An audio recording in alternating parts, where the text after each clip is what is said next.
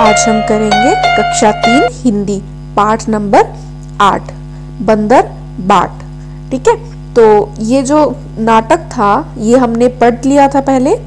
ठीक है, इसमें हमने क्या पढ़ा था कि दो बिल्लियां जो होती है वो एक कमरे में जाती हैं, वहां पर उन्हें एक कमरे में टेबल पर एक रोटी पड़ी हुई मिलती है और वो दोनों बिल्ली क्या करती हैं, उस रोटी के ऊपर झपटती हैं उसे खाने के लिए, उसे लेने के लिए।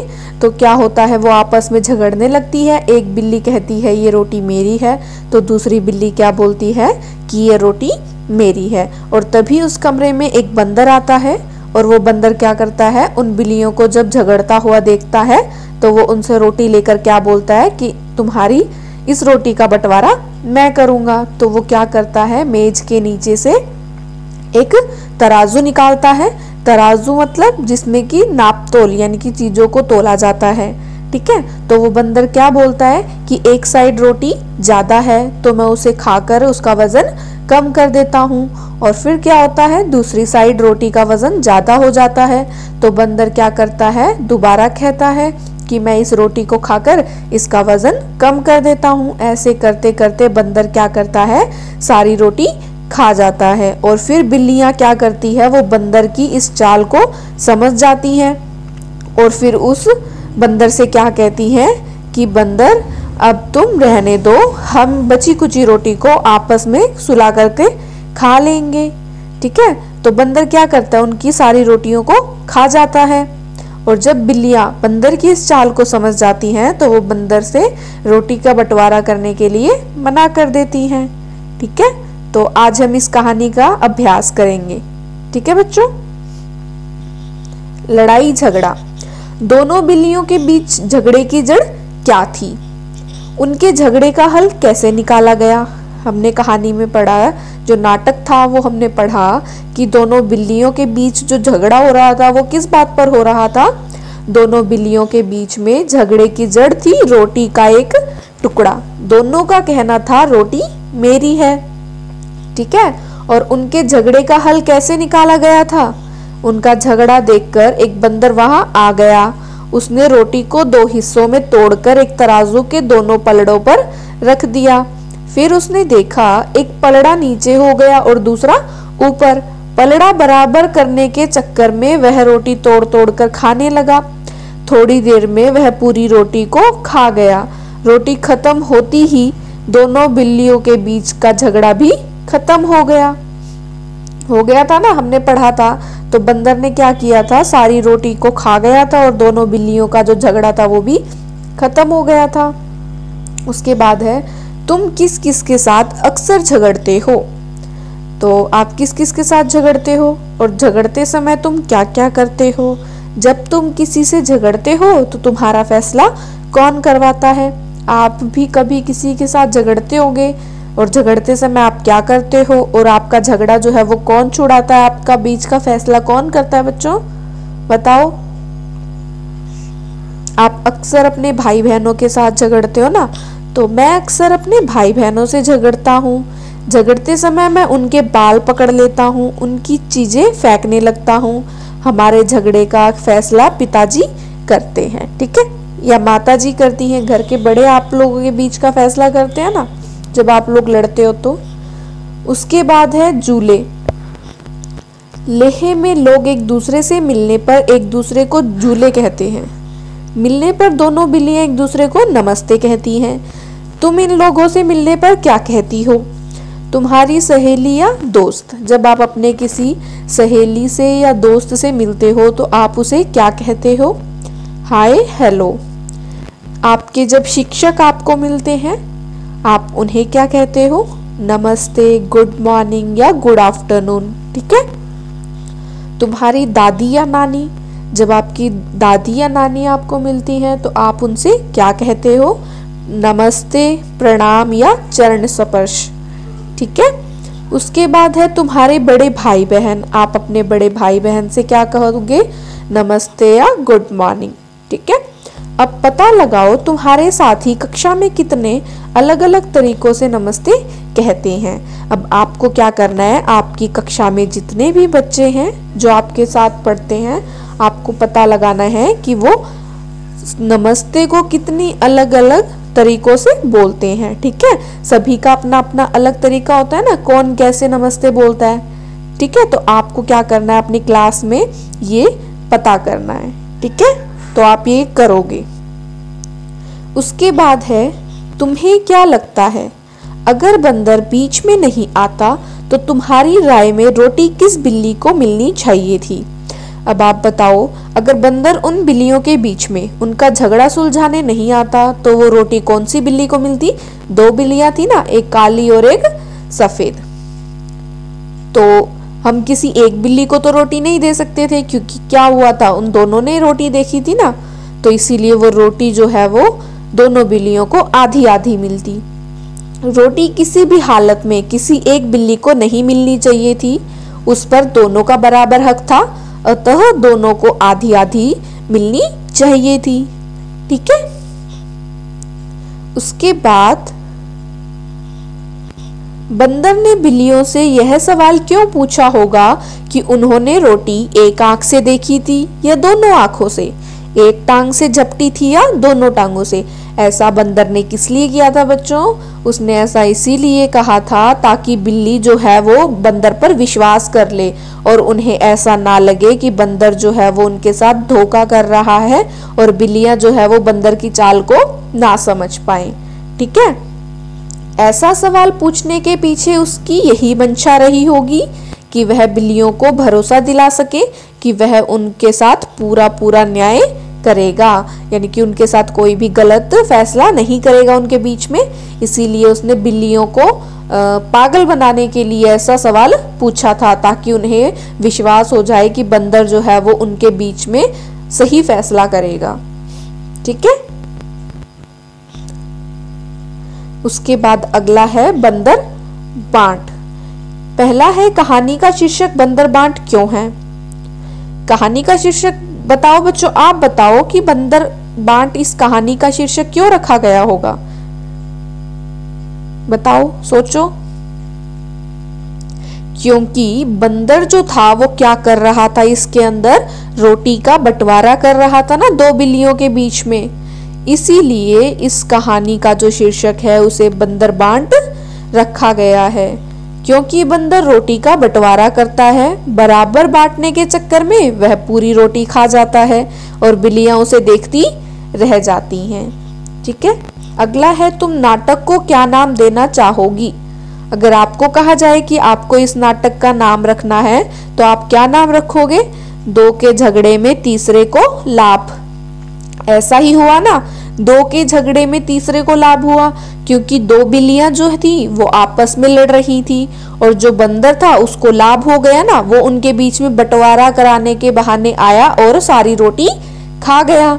तो दो के झगड़े में तीसरे को लाभ हो गया। ठीक है, उसके बाद है, जो शीर्षक तुमने दिया उससे सोचने का कारण बताओ। अब आपने जो शीर्षक दिया है इस कहानी का, उसको सोचने का कारण क्या है, हमने वो शीर्षक क्यों सोचा। देखो, पढ़ते हैं। बिल्लियां जो है वो रोटी को लेकर झगड़ा करती हैं और दोनों पूरी रोटी अकेली खाना चाहती हैं। इसी बीच एक बंदर वहां आता है और वह कहता है, रोटी मुझे दे दो, मैं दोनों के बीच बराबर बराबर बांट दूंगा। बराबर बांटने के चक्कर में वह पूरी रोटी खा जाता है। इस प्रकार दो के झगड़े में उसे लाभ हो जाता है। अभी मैंने आपको बताया ना, दो के झगड़े में लाभ कैसे हुआ तीसरे को, क्योंकि जब दो बिल्लियां लड़ रही थी तो उनके बीच में बंदर ने सारी रोटी खा ली थी, इसीलिए बंदर को लाभ हो गया। ठीक है, अगला है मापतोल। बंदर ने रोटी बराबर बांटने के लिए तराजू का इस्तेमाल किया। तराजू का इस्तेमाल चीजों को तोलने के लिए करते हैं। नीचे दी गई चीजों में से किन चीजों को तोलकर खरीदा जाता है। अब आप नीचे जो चित्र दिए हैं इनमें से बताना है कि कौन सी चीजें हैं जिन्हें तोलकर खरीदते हैं। ठीक है, फूल हैं, उन्हें तोलकर खरीदा जाता है? नहीं। नारियल का पेड़, इसे भी नहीं खरीदा जाता। हम इसमें से कौन कौन सी चीजें हैं जो तोलकर खरीदते हैं? तरबूज, संतरा, चावल, खरबूज। ठीक है, ऐसी और भी केले भी जो है वो तोलकर नहीं खरीदे जाते। ठीक है बच्चों, इसे भी तोला नहीं जाता। उसके बाद अगला है, तोलते वक्त एक पलड़े में तोली जाने वाली चीज रखी जाती है और दूसरे में तोलने के लिए बाट रखा जाता है। बाट किस धातु या चीज का बना होता है? आपने देखा हो कभी कि जब सब्जी को तोला जाता है या किसी चीज को तोला जाता है तो एक साइड वो चीज रखी जाती है और दूसरी साइड जो चीज रखी जाती है वो एक पत्थर की तरह होता है। ठीक है, छोटा भी होता है और बड़ा भी होता है, उसे रखते हैं। तो वो चीज किसकी बनी होती है? लोहे या पीतल की। ठीक है, बाट लोहे या पीतल का बना होता है। ठीक है, उसके बाद है, बाट तोली जाने वाली चीज का वजन बताता है।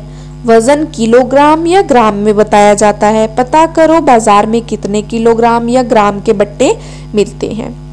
इनका इस्तेमाल कौन करता है? सब्जी वाले, फल वाले। ठीक है, तो आप दुकान में पता कर सकते हो किसी सब्जी वाले से या फल वाले से कि कितने कितने किलोग्राम के बाट मिलते हैं। 5 किलो के भी मिलते हैं, 2 किलो के मिलते हैं, 1 किलो का मिलता है, 500 ग्राम का, 200 ग्राम, 100 ग्राम और 50 ग्राम। ठीक है बच्चों, उसके बाद है, वाह क्या खुशबू है, बिल्लियों को रोटी की महक आ रही थी। तुम्हें किन किन चीजों के पकने की महक अच्छी लगती है?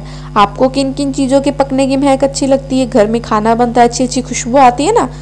आपका अगर पसंदीदा खाना बनता है तो आपको बहुत अच्छा लगता है वो, और उसकी खुशबू भी आपको बहुत अच्छी लगती है। जैसे राजमा, छोले, शाही पनीर, पकोड़े, हलवा या चाउमीन, या जो भी आपको पसंद है वो सब। ठीक है, और किन किन चीजों की महक आती है जो खाने से जुड़ी नहीं है? जैसे साबुन की सुगंध, जूते की पॉलिश की गंध आदि।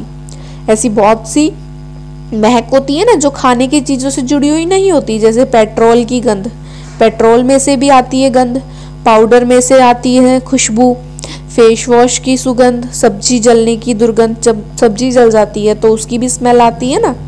ठीक है, उसके बाद है आगे पीछे, मुझे महक रोटी की आती। इस वाक्य को इस तरह भी लिख सकते हैं कि मुझे रोटी की महक आती। तुम भी इसी तरह नीचे दिए वाक्यों के शब्दों को आगे पीछे करके लिखो। ठीक है, हमें क्या करना है? शब्दों को आगे पीछे करके लिखना है। उसी खोज में मैं भी निकली, तो हमें इसे अब आगे पीछे करके लिखना है ना। इसमें लिखा हुआ है कि उसी खोज में मैं भी निकली, तो हम इसे कैसे लिख सकते हैं कि मैं भी उसी खोज में निकली। ठीक है, उसके बाद है, रखी मेज पर है वो रोटी। इसको हम लिखेंगे, वो रोटी मेज पर रखी है। डरती थी उस तक जाने में, या उस तक जाने में मैं डरती थी। मैं ले जाने तुझे न दूंगी, मैं तुझे नहीं ले जाने दूंगी। जो पहले देखे हक उसका है रोटी पर, यानी कि जो पहले देखे उसका रोटी पर हक है। ठीक है बच्चों, ऐसे हम शब्दों को आगे पीछे कर कर लिखेंगे। अब है एक और बंटवारा। आगे दिन दोनों बिल्लियों को एक तरबूज मिला। अगले दिन क्या हुआ? उन दोनों बिल्लियों को एक तरबूज मिला। दोनों सोचने लगी इस तरबूज को कैसे बांटा जाए, कि तभी फिर से वहां पर बंदर आ गया। आगे क्या हुआ होगा? हमने अभी पहले पढ़ा कि जब दोनों बिल्लियों को एक रोटी मिली तो वहां पर बंदर आया, और उस बंदर ने क्या कहा कि मैं तुम दोनों के बीच में इस रोटी का बंटवारा करूंगा और तुम दोनों को ये रोटी जो है वो आधी आधी बांट दूंगा। ठीक है, और ये बात बोलकर बंदर ने क्या किया? रोटी को ये बता, दोनों टुकड़ों को तराजू की एक साइड रख दिया और एक दूसरी साइड, और उसने क्या कहा कि एक रोटी का वजन ज्यादा है, तो उसमें से एक टुकड़ा तोड़कर बंदर ने खा लिया। ठीक है, तो ऐसे करते करते बंदर ने क्या किया? सारी रोटी खा ली। तो बिल्लियों को उसकी चाल समझ में आ गई और बिल्लियों को भूखा रहना पड़ा। तो अब इस कहानी में क्या हुआ होगा? जब अगले दिन दोनों बिल्लियों को एक तरबूज मिला तो दोनों सोचने लगी कि इस तरबूज को कैसे बांटा जाए। तभी बंदर वहां पर फिर से आ गया और बोला, क्या बोला होगा? बंदर ने कहा होगा कि मैं तुम दोनों के बीच में इस तरबूज को बराबर बराबर बांट दूंगा। लेकिन बिल्लियों को बंदर की चालाकी के बारे में पता लग गया था, क्योंकि पहले दिन बंदर ने क्या किया था, सारी रोटी खा ली थी। ठीक है, तो अब हम पढ़ेंगे इसमें आगे क्या क्या हुआ होगा। बंदर ने बिल्लियों से कहा, तरबूज मेरे पास लाओ, मैं बराबर बराबर तुम दोनों में बांट दूंगा। बिल्लियों को बंदर की चालाकी के बारे में अच्छी तरह पता था। उन्होंने फौरन कहा, नहीं नहीं, हम अपने आप बांट लेंगे। अब हमारी बुद्धि खोटी नहीं रही, हमारे अंदर समझदारी आ गई है। इतना सुनना था कि बंदर चुपचाप वहां से खिसक गया। बिल्लियां आपस में तरबूज बांटकर खा ली। बिल्लियों को समझ में आ गया कि बंदर क्या कर रहा है, उनके साथ धोखा कर रहा है, उन्हें मूर्ख बना रहा है। इसीलिए बिल्लियों ने क्या करा, समझदारी दिखाई और उससे क्या कहा कि हम इसे अपने आप बांटकर खा लेंगे, और बंदर वहां से चला गया। ठीक है, अब यहाँ पर है माथापाची। कट्टो बिल्ली बगीचे में अपने भाई बहनों के साथ खेल रही थी। इतने में बंदर ने उसकी तस्वीर खींच ली। तस्वीर देखकर बताओ इनमें से कट्टो बिल्ली कौन सी है। ठीक है, आपको इसमें से कट्टो बिल्ली कौन सी है वो ढूंढकर बताना है। और कट्टो बिल्ली की तस्वीर आपको यहाँ नीचे दी हुई है। ऊपर जो बिल्लियों के चित्र बने हैं उसमें से आपको इस कट्टो बिल्ली को पहचानना है। ठीक है, तो ये आप खुद करोगे। उसके बाद आपको एक मखौटा दिया हुआ है, ठीक है, बिल्ली का, तो इसे कैसे बनाना है ये भी आपको बताया गया है। इसी प्रकार से अन्य जानवरों के मुखौटे भी बनाए जा सकते हैं। इन मुखौटों को पहनकर उनसे अभिनय करवाएं। ठीक है, तो आपने क्या करना है, इन मुखौटों को बनाना है। और इसी तरीके से आप और भी बहुत सारे मुखौटे बना सकते हो। ठीक है बच्चों, तो ये था हमारा पाठ नंबर 8। आप और भी